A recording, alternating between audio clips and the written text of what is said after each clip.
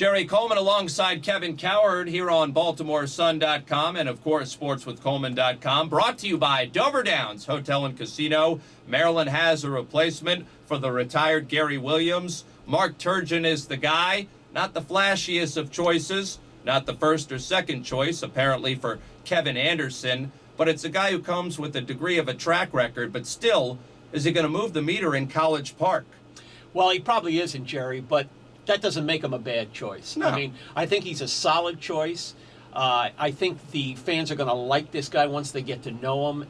Everything about his personality indicates that he's the kind of coach that would fit in real well there. He's a real in-game strategy guy, an X's and O's guy.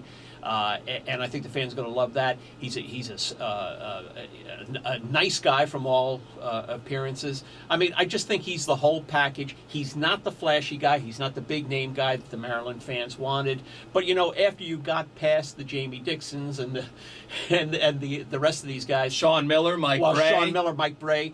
Once you got past those guys, there weren't really big marquee names. Shaka Smart was not going to come here. But I don't think Maryland settles when they get Mark Turgeon. I think it's a nice choice. A lot of people like to claim that the Maryland job is a top 10 job in the country. I would disagree with that assertion right now. I wouldn't consider Mark Turgeon a top 10 coach in the nation.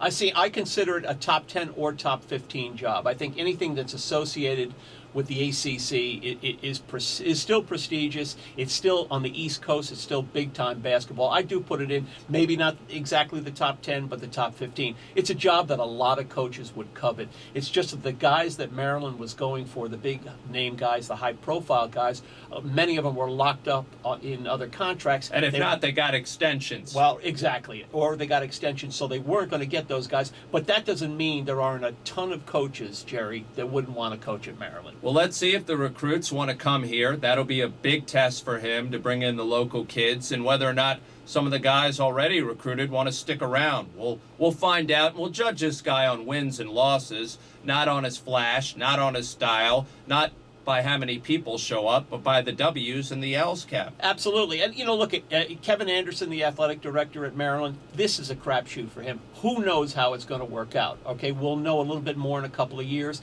In 5 years, we'll have a better understanding of the whole thing. It's tough to say, Jerry. But as you point out, if this guy can recruit, I think he's going to give a real burst of energy to the Maryland program. I think he is going to put a priority on recruiting. I think he's going to put a priority on recruiting guys here in the Baltimore region. That's what this team has needed for so long. So I think in that alone, he's going to be a breath of fresh air. And no doubt, new AD Kevin Anderson has certainly put his stamp on this program with the additions of football coach Randy Edsall and now Mark Turgeon leading the Hoop Squad.